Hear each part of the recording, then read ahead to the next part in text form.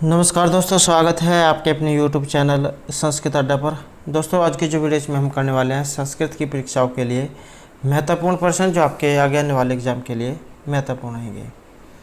और यहाँ पर जो हम क्वेश्चन करने वाले हैं सभी जो है यहाँ पर महत्वपूर्ण हैं, क्योंकि पहले जो आपके एग्ज़ाम हुए हैं इनमें आ चुके हैं, तो सभी यहाँ पर महत्वपूर्ण हैं। और अगर आपने हमारी पहले वाली वीडियो नहीं देखी है तो इसे आप आई बटन पर क्लिक करके देख सकते हैं, या फिर हमारे चैनल की जो प्लेलिस्ट है वहाँ पर जाकर आप अभी तक की जितनी भी वीडियो आप देख सकते हैं। और वीडियो शुरू करने से पहले अगर आपने अब तक हमारे चैनल को सब्सक्राइब नहीं किया तो सब्सक्राइब कर ले, और साथ में घंटे वाले कोने से दबाकर आप ऑल पे क्लिक जरूर कर लीजिएगा, जिससे आपको हमारे आने वाली जो वीडियो की नोटिफिकेशन मिलती रहेगी। और दोस्तों, वीडियो को लाइक, कमेंट और शेयर जरूर कीजिएगा। और आप हमारा जो दूसरा चैनल है रीडिंग राउंड्स के नाम से, इसे भी सब्सक्राइब जरूर कीजिए, क्योंकि जो भी नई वैकेंसी आती है या उससे संबंधित कोई भी जो महत्वपूर्ण अपडेट होती है वो हम इस चैनल पर डालते रहते हैं। और इसका जो लिंक है आपको इस वीडियो के डिस्क्रिप्शन में मिल जाएगा, और हमारा जो टेलीग्राम ग्रुप है इसका भी लिंक आपको इस वीडियो के डिस्क्रिप्शन में मिल जाएगा, तो इन सभी को आप सब्सक्राइब ज्वाइन कर सकते हैं। तो हमारा जो यहाँ पर पहला क्वेश्चन जो है ये मृच कटिकम से है। ये जो आपका मृच कटिकम जो है, इसमें जो विदूषक जो आया है, विदूषक का नाम, और एग्ज़ाम की दृष्टि से यहाँ पर इसके सभी क्वेश्चन ये महत्वपूर्ण हैं। तो बात करें यहाँ पर इसके विदूषक की, तो विदूषक जो है यहाँ पर रहेगा ऑप्शन बी में, मैत्रेय जो है यहाँ पर इसका ये विदूषक है। और मृच कटिकम जो है ये शूद्रक जोहन के द्वारा रचित है। इनका समय माना गया है ईस्वी पूर्व प्रथम शताब्दी से छठी शताब्दी के बीच का। और काव्य विधा में रूपक का दूसरा भेद जो होता है प्रकरण, ये माना गया है। और अंकों की जो संख्या इसमें 10 मानी गई है। 10 अंक ये कौन कौन से हैं, क्योंकि एग्जाम में कई बार जो इनके नाम देखने को मिले हैं। तो प्रथम अंक जो है इसका नाम रहेगा अलंकार न्यास, द्वितीय अंक का नाम है दूतक संवाहक, तृतीय अंक का नाम है संधिछेद, चतुर्थ अंक का नाम है मदनिका सर्विलक, पंचम अंक जो है इसका नाम रहेगा दुर्दिन, और षष्ठम जो अंक है इसका नाम प्रवहन विप्रिय, सप्तम का नाम आर्य का अपहरण, अष्टम अंक का नाम है वत्सन सेना मर्दन, नवम अंक जो है इसका नाम व्यवहार, और जो आपका 10वां अंक है इसका नाम उपसंहार है। तो इस प्रकार से यहाँ पर इसमें 10 अंक है।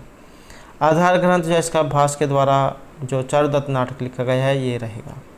और नाम जो है इसका ये अंक 6 में मिट्टी गाड़ने वाली घटना हुई थी, तो इसके आधार पर इसका नाम ये रखा गया था। और प्रसाद गुण, लाटी रेती और कैश की इसमें वृत्ति है। पत्तर जैसे चारुदत्त, वसंत सेना, मैत्रेय इसमें विदूषक है, आर्यक, सर्विलक, रदनिका, मदनिका, दूतस्कार और पालक, तो ये इसके पात्र हैं। नेक्स्ट क्वेश्चन रहेगा यहाँ नीपि है शक्षेति रक्षण कथाम तदा अद्रियंतेन बुधः सुधामापि। तो यहाँ पर एक ये श्लोक है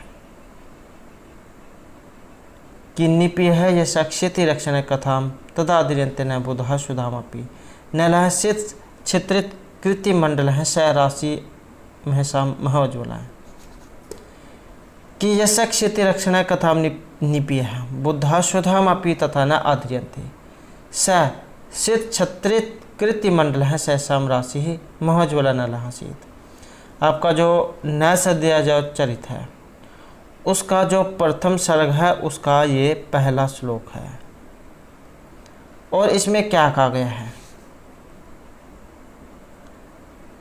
कि जिस पृथ्वी पालक राजा की कथा का रस आस्वादन करके विद्वान अथवा देवगण अमृत का भी वैसा आदर नहीं करते हैं, इस प्रकार के कृति मंडल को श्वेत छत्र बनाने वाले तथा नित्य ही उत्सवों से शोभायमान रहने वाले तेजो राशि और सूर्य के समान महातेजस्वी राजा नल हुए हैं। क्षति रक्षण है राजा की, निपि है पान करके, बुधा देवगण या फिर विद्वान, सुधामापि सुधा मतलब अमृत या चंद्रमा की भी, और आद्रियंते सम्मान करते हैं। सिद्ध क्षत्रित कृति मंडल है श्वेत छत्र बना लिया है कृति समूह को जिसने महसाम तेजो की राशि ही समूह महा उज्ज्वल है उत्सव से चमकने वाला असित था कि जिस राजा नल की कथा को सुनने के बाद देवता तथा विद्वान लोग भी अमृत के रस आस्वादन को भी तुच्छ समझते हैं। इस प्रकार के इतिहास प्रसिद्ध राजा नल हुए हैं। और श्रृंगार रस का जो यहाँ पर इस काव्य में प्रयोग हुआ है। छंदों की बात करें तो 1 से लेकर 142 तक वसंत छंद का इसमें प्रयोग हुआ है। लक्षण रहेगा जैतौ तो वसंतम उदीरितम जरो, तो ये इसका लक्षण है। और इस श्लोक में व्यतिरेक अलंकार जो है उसका प्रयोग किया गया है, क्योंकि यहाँ पर उपमान सुधा की अपेक्षा उपमेय नल की कथा की श्रेष्ठता का प्रतिपादन किया गया है। तो यह श्लोक आपने याद रखना है। और इति कस्य कथा तरु लिखिता, तो राजा नल जो है उसके बारे में यहाँ पर वर्णन हुआ है। और नैषधीय जो चरित है वहाँ से इसका संबंध है। और जो नैषधीय चरित है ये श्री हर्षजौन के द्वारा रचित है और काव्य विधा में ये महाकाव्य है। सर्ग इसमें 22 और श्लोक की संख्या इसमें 2830 है।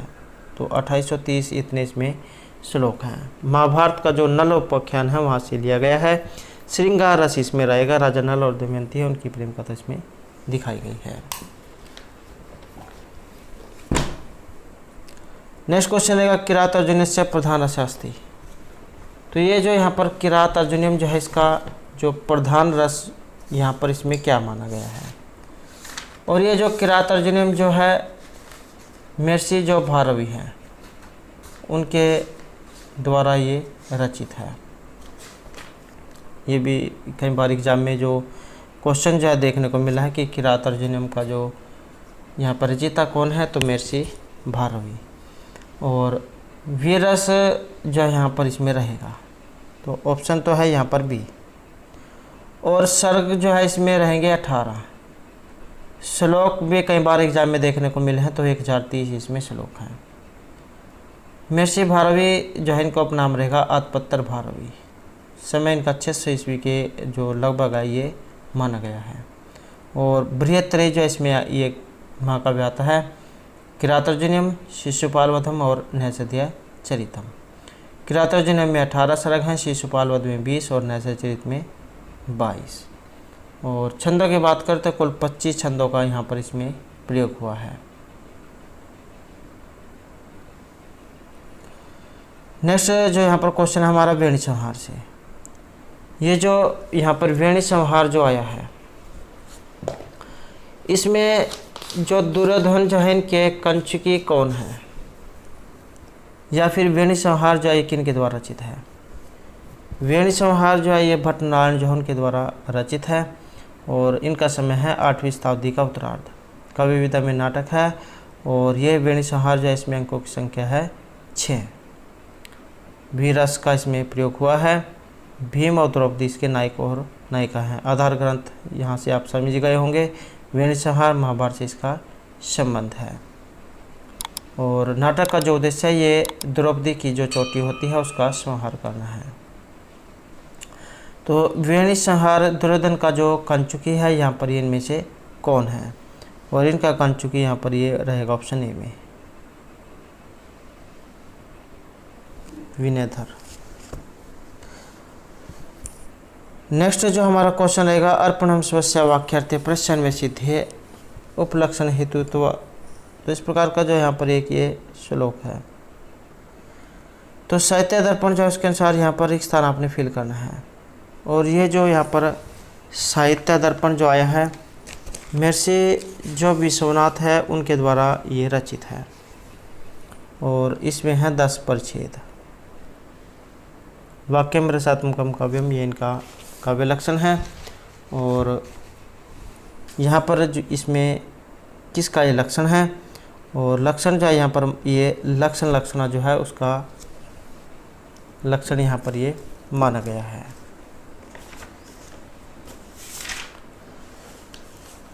नेक्स्ट जो यहाँ पर हमारा क्वेश्चन है यहाँ पर आपने सूची जो है 1 को 2 के साथ मिलान करना है, और इसमें माना गया है हमारा ऑप्शन ए को, 2, 3, 4 और 1।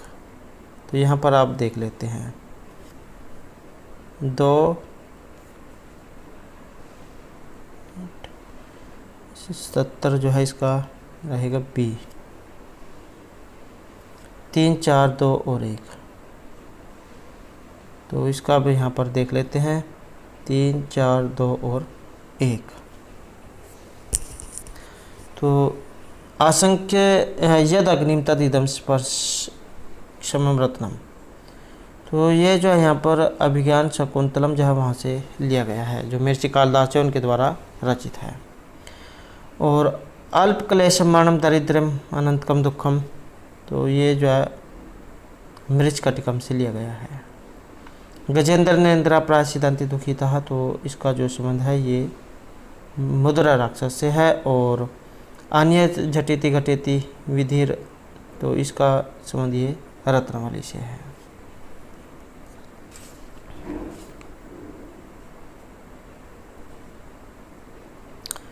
नेक्स्ट अगर लोके ही लोहे पे कठिन तरह खलूसी नहीं में बंधन पासा। तो यहाँ पर एक जो है ये उक्ति आई है और महत्वपूर्ण है, कहाँ से ली गई है, तो हर्षचरित से ली गई है। ये भी आपने याद रखना है, कई बार एग्जाम में काव्य के बारे में पूछ लिया जाता है कि ये कहाँ से ली गई है। तो हर्षचरित जो है वहाँ से ये ली गई है।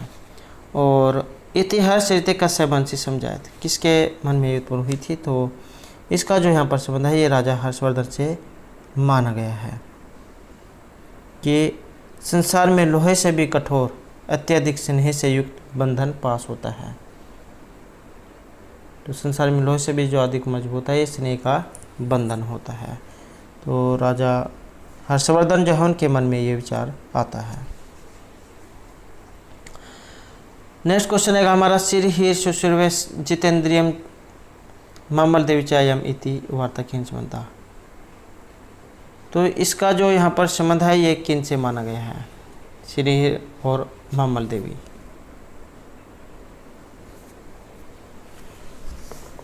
तो इसका जो यहाँ पर संबंध जो है ये रहेगा आपका ऑप्शन सी में, श्रीहर्ष झा उनसे इनका संबंध है माता पिता से।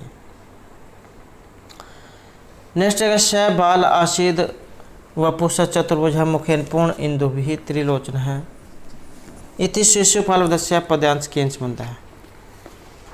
तो यहाँ से एक तो ये तो पता लग जाता है कि शिशुपाल वध जो है वहाँ से ये लिया गया है। तो इसका संबंध किससे है, तो रहेगा ऑप्शन ए, शिशुपाल जो उनसे इसका संबंध है और माघ जो उनके द्वारा रचित है। और ये जो यहाँ पर श्लोक आया है कि स बाल आसीद व पूषा चतुर्भुज मुखिन पूर्ण इंदु भी त्रिलोचन है युवा कराक्रांत मही वृद्धु क्रय संशयम संप्रति ते सरवि कि बालह संशय व पूषा चतुर्भुज मुखिन पूर्ण इंदु भी त्रिलोचन आसीत संप्रति युवा कराक्रांत मही भृत हैं उच्च कई तेसा असंशयम रवि। कि बालक होते हुए भी वह शिशुपाल शरीर से 4 भुजाओं वाला, मुख से पूर्ण चंद्रमा के समान और 3 नेत्रों वाला था। इस समय युवा होकर वह अपने करों मतलब हाथों से महीवृत राजाओं या फिर पर्वतों को आक्रांत कर महान तेज से निसंदेह सूर्य है।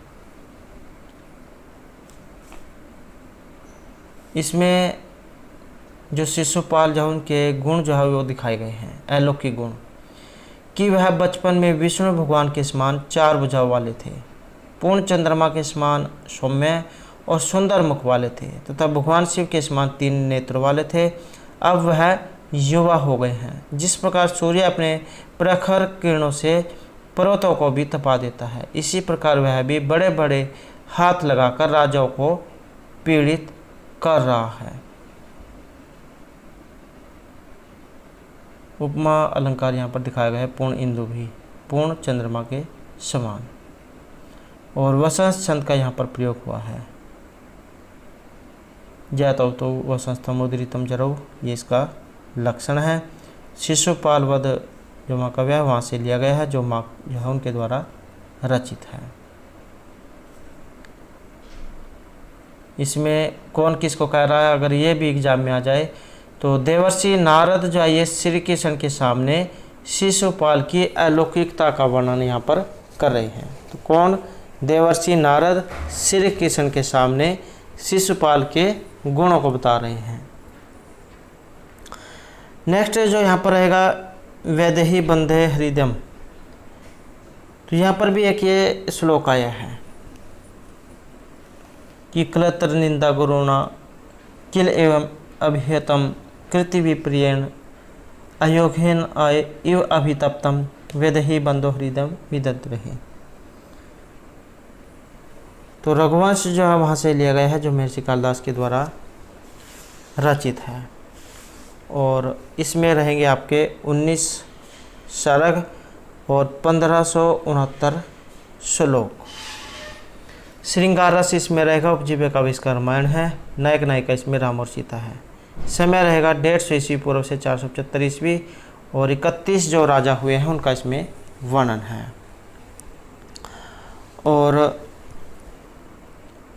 इसमें क्या कहा गया है कि इस प्रकार की स्त्री की निंदा के इस बड़े कलंक से जानकी के प्रिय का हृदय लोहे के घन से चोट पाए हुए तप्त लोहे के समान विदीर्ण हो गया। कि इस प्रकार स्त्री की निंदा के इस बड़े कलंक से जानकी, कौन, सीता, के प्रिय का हृदय लोहे के घन से चोट पाए हुए तप्त लोहे के समान विदीर्ण हो गया। तो रघुवंश जो वहाँ से लिया गया है। और वैदेही बंधु जो यहाँ पर आया है ये रहेगा आपका ऑप्शन सी राम के लिए। नेक्स्ट जो यहाँ पर हमारा क्वेश्चन है काव्य मीमांसा से। काव्य मीमांसा उक्त कथा के अनुसार पूरा पुत्रयंती सरस्वती को उत्तर तपस्या मास, तपस्या कहाँ पर ये करती है, और ये है तुषारगिरी पर्वत पर। नेक्स्ट है जगन्नाथ मते काव्यम कतिविधम भवति। ये जो आचार्य जो है जगन्नाथ, उनके अनुसार काव्य कितने प्रकार का है। और इनके अनुसार जो है यहाँ पर जो माना गया है, यहाँ पर एक ऑप्शन सी है, 4 प्रकार का इन्होंने माना है, उत्तम, उत्तमोत्तम, मध्यम और अधम। और ये जो जगन्नाथ जो है इनके द्वारा रचित है रस गंगाधर। नेक्स्ट जो हमारा क्वेश्चन है त्रय समुदिता न तो व्यवस्था इति काव्य प्रकाश प्रथम उल्लास किम अधिकृत्य लिखितम। तो काव्य प्रकाश आचार्य ममर्जन के द्वारा रचित है, और प्रथम उल्लास में किसको लेकर लिखा गया है, और ये आया है ऑप्शन सी में, काव्य हेतु में।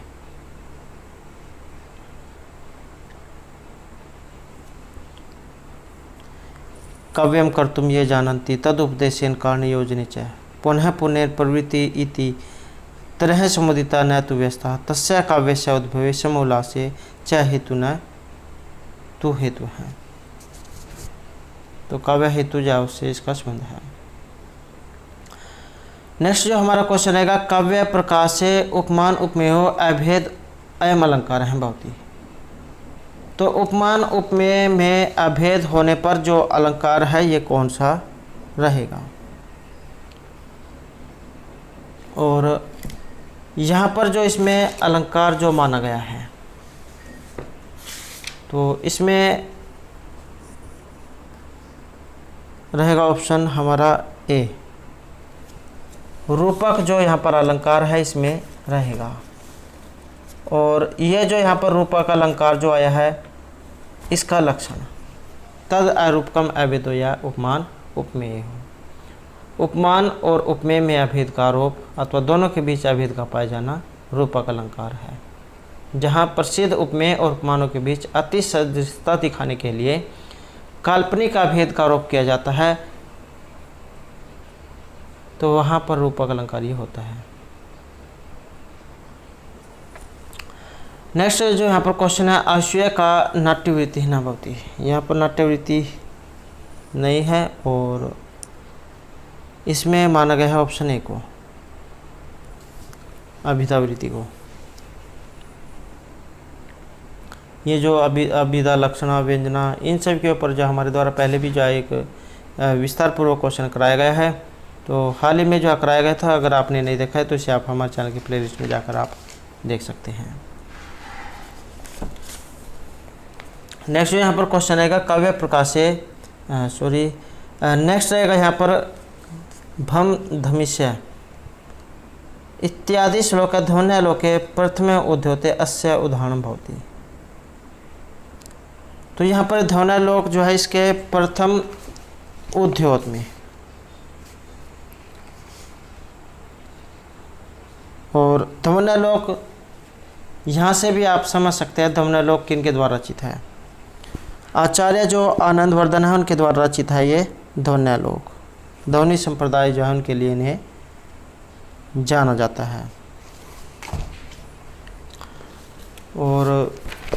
और भी जो यहाँ से क्वेश्चन कई बार एग्जाम में पूछे जाते हैं, जैसे आचार्य आनंद वर्धन है, इनका लक्षण तो काव्य से आत्मा ध्वनि, ये इनका काव्य लक्षण है। और यहाँ पर ये उदाहरण पूछा गया है, तो इसमें ऑप्शन रहेगा बी, ये वाच्य विधि रूपे प्रतिषेध रूपस्य उदाहरणम अत्र प्रदत्तमस्ति। नेक्स्ट क्वेश्चन है हमारा, 10 रूपक है रिक्त स्थानम पूर्यत। 10 रूपक जो है वहाँ से आपने इस रिक्त स्थान को पूर्ण करना है। 10 रूपक किनके द्वारा रचित है? आचार्य धनंजय जो उनके द्वारा रचित है 10 रूपक, नाट्य शास्त्र पर लिखित उपादेय ग्रंथ। और यहाँ पर ये रिक्त स्थान आपने फिल करना है। यहाँ पर माना गया है ऑप्शन डी को, स्वादुप्रांग मुखाई। और 10 रूपक जो है इसके प्रथम प्रकाश की 6ठी कारिका में रूप को में पर्यायलोचन का लक्ष्य केवल उत्पत्ति अलौकिक ज्ञान न होकर रस रूप अलौकिक आदि आस्वाद का अनुभव है। तो ये ऑप्शन डी यहाँ पर इसमें दिखाया गया है। नेक्स्ट जो यहाँ हमारा क्वेश्चन आएगा, कटुकोश 276, तो यहाँ पर एक प्रकार की ये पंक्ति आई है, इति उक्ते ऐसो कस्मिन अलंकार ग्रंथे अस्ति। ये इनमें से किस काव्य से ली गई है? और इसका जो संबंध है ये रहेगा ऑप्शन बी में, वक्रोक्ति जो है वहाँ से ली गई है। और वक्रोक्ति के लिए जान जाते हैं आचार्य कुंतक। तो आचार्य कुंतक ने वक्रोक्ति जीवित का जो प्रथम उन्मेष है, इसमें प्रयोजन की दृष्टि से शास्त्र को कड़वी औषधि के समान अज्ञान रूपी रोग का निवारक माना है और काव्य को अमृत के समान मधुर औषधि माना है। तो वक्रोक्ति जो है ये आचार्य जो कुंतक उनके द्वारा जो रचित है वहाँ से ली गई है। नेक्स्ट है सो किम कांडम रामायणे नास्ति। यहाँ पर एक जो कांड है इनमें से नहीं है, और या फिर जो रामायण है इसमें कांडों की संख्या कितनी है? रामायण जो है इसमें कांडों की जो संख्या है 7 मानी गई है। बाल, अयोध्या, अरण्य, किष्किंधा, सुंदर, युद्ध और उत्तरकांड। एक एग्जाम में इनका क्रम पूछा गया था कि कौन से के बाद कौन सा जो है यहाँ पर आता है, तो ये आपने याद रखना है। पहले सबसे पहले बालकांड, उसके बाद अयोध्या, फिर अरण्य, किष्किंधा, सुंदर, युद्ध, उत्तर। तो आप जो रामायण की जो कथा हुई है, जिस प्रकार से रामायण चली है, उस प्रकार से भी आप अपने मन में जो उनका चित्र जो है लगाकर भी आप इसे पूर्ण कर सकते हैं कि सबसे पहले राम छोटे थे, उसके बाद जब बड़े हो गए तब उनको जो है वनवास हो गया था, उसके बाद वे अरण्य में जो सुग्रीव जो है उनसे मिलते हैं, किष्किंधा कांड होता है। उसके बाद जो हनुमान जी जो है ये लंका में जाते हैं, सुंदरकांड, युद्ध होता है। उसके बाद का जो राज्याभिषेक जो है ये उत्तरकांड। तो इस प्रकार से यहाँ पर 7 कांड इसमें ये माने गए हैं। और एक जो यहाँ पर कांड इसमें नहीं हुआ है तो ये सीता वाला कांड जो है ये इसमें नहीं है।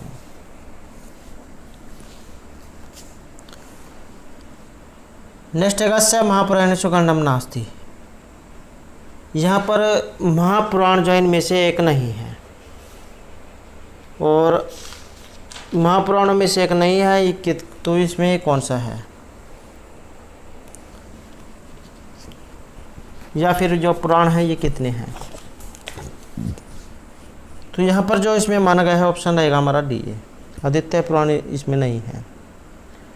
या फिर जो पुराण है कौन कौन से हैं, जैसे मत्स्य पुराण 14,000 श्लोक माने गए हैं, मार्कंडेय में 9,000।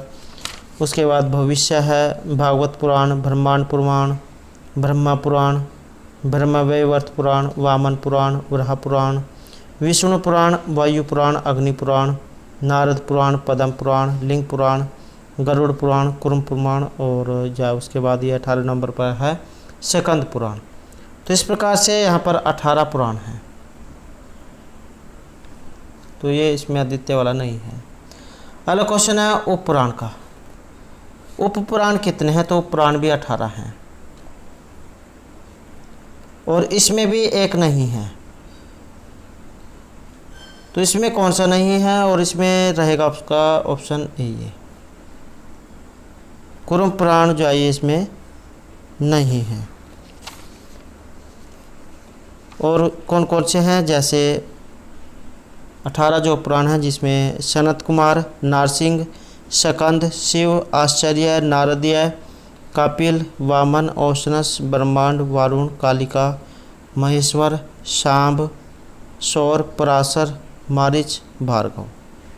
तो ये 18 पुराण हैं, 18 पुराण हैं। ये नहीं है इसमें कुर्म पुराण।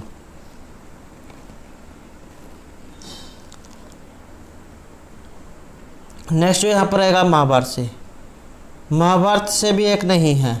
महाभारत जो है किसमें, इसमें भी 18, ये 18 पर्वों में है। तो इसमें 18 पर्व हैं, और ये जो 18 पर्व है ये भी कौन कौन से हैं, इनके भी कई बार जो एग्ज़ाम में बहुत से अलग अलग प्रकार में क्वेश्चन पूछे जा चुके हैं, जैसे इनकी संख्या या फिर कौन से नंबर पर कौन सा है। तो यहाँ पर 18 पर्व हैं। आदि पर्व, सभा, अरण्य, विराट, उद्योग, भीष्म, द्रोण, कर्ण, शल्य, सौप्तिक, स्त्री, शांति, अनुशासन, अश्वमेधिक, आश्रमवासिक, मौसल, महाप्रस्थानिक और स्वर्ग आरोहण पर्व। तो इस प्रकार के यहाँ पर ये 18 पर्व है, और एक का संबंध नहीं है। तो ये कुंती पर्व जो है ये नहीं है। और इसके अलावा 4 युग हैं, सतयुग, त्रेता, द्वापर और कलयुग। सबसे पहला सतयुग था, उसके बाद त्रेता युग हुआ, उसके बाद द्वापर, और अब जाइए कलयुग है। और 14 मनवंतर हैं, श्याम्भू, सवरोचिस, उत्तम, तमस, रैवत, चाक्षुष, वैश्वत, सवानिक, और उसके बाद जो आपका दक्ष सवानिक, ब्रह्मा सवानिक, धर्म सवानिक, रुद्र सवानिक, देव सवानिक और इंद्र सवानिक। तो इस प्रकार से यहाँ पर ये 14 जो मनवंतर हैं और 4 युग हैं, और 10 अवतार हैं, और 24 अवतार, 10 अवतार जिसमें 24 जाए टोटल हैं। 10 अवतार कौन कौन से हुए हैं, जैसे मत्स्य, कच्छप, वराह, नृसिंह, वामन, परशुराम, राम, कृष्ण, बुद्ध, कल्कि। उसके बाद ब्रह्मा, नारद, नरनारायण, कपिल, दत्तात्रेय, यज्ञ, ऋषभ, पृथु, धन्वंतरी, मोहिनी, वेदव्यास, बलराम, हंस, हयग्रीव। तो इस प्रकार यहाँ पर 24 जो है बताए गए हैं।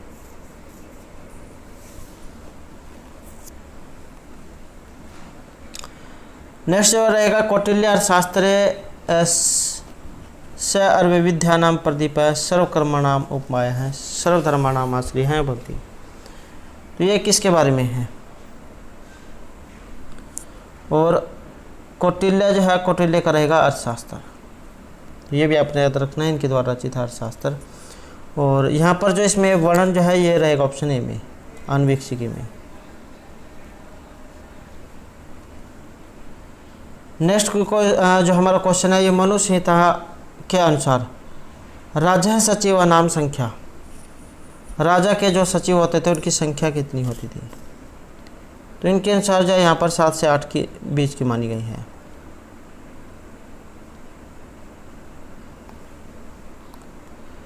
नेक्स्ट जो हमारा क्वेश्चन है, तमसा बहुरूपेण वेष्टिता कर्म हेतु नान्त संज्ञा भवन्ति ते सुख दुख मान्विता इति मनुवचनम केन संबंधम।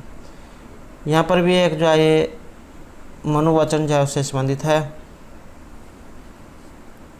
और यहाँ पर जो माना गया है हमारा रहेगा ऑप्शन ए में, उद्बीज से। मनु जो है उनके अनुसार पृथ्वी को छेद कर उत्पन्न स्थावर उद्बीज कहलाते हैं। जो बीज जो होते हैं वो भूमि से उत्पन्न होते हैं, तो उन्हें उद्बीज। जिनमें कुछ बीज बोने से उत्पन्न होते हैं, कुछ शाखा काट कर लगाने से होते हैं, फल के पकने पर जिनका पौधा नष्ट हो जाता है और जिनमें बहुत फल फूल लगते हैं, तो वे जीवन औषधि कहलाते हैं। भूमि से वृक्ष आदि के सहारे चलने वाले सब बीज बोने तथा टहनी लगाने से उत्पन्न होते हैं। ये सभी अनेक प्रकार के दुख देने वाले पूर्व जन्म के पाप के कारण, तमोगुण से तथा भीतर चेतना के कारण के सुख दुख का अनुभव करने वाले बताए गए हैं। और ये कुछ जैसे पशु पक्षी जो हैं, पक्षी ये अंडे से उत्पन्न होते हैं। सवेर जो है जो लिखा जो होती हैं आपके पसीने से उत्पन्न होती है। और ये मनुष्य जो है जरूज इससे उत्पन्न होता है। नेक्स्ट है श्रीमद्भगवद गीता एवं कर्म योग है कथमाध्याय है। ये जो श्रीमद्भागवत जो गीता है इसमें जो यहाँ पर कर्म योग जो माना गया है ये कौन सा है? और यहाँ से भी जो है कई प्रकार के क्वेश्चन जो एग्ज़ाम में पूछे जाते हैं।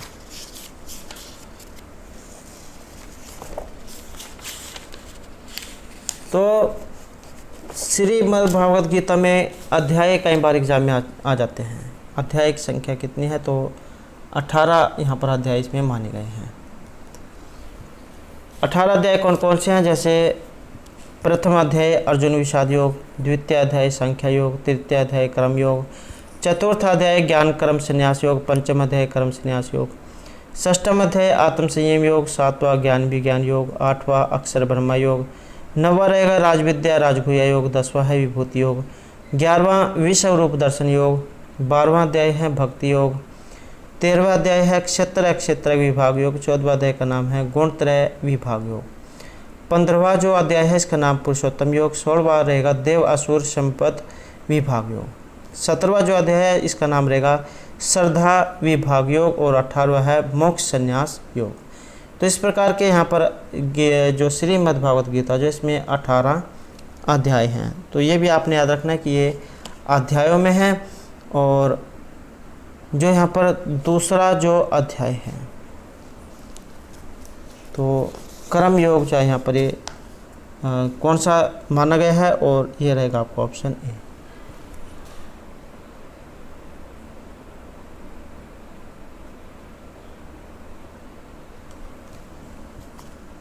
सॉरी, ये जो है इसमें रहेगा तृतीय। पहला जो है प्रथम अध्याय अर्जुन विषाद योग है, दूसरा संख्या योग और तृतीय आपका कर्म योग है। तो तीसरा जो है यहाँ पर इसमें ये रहेगा।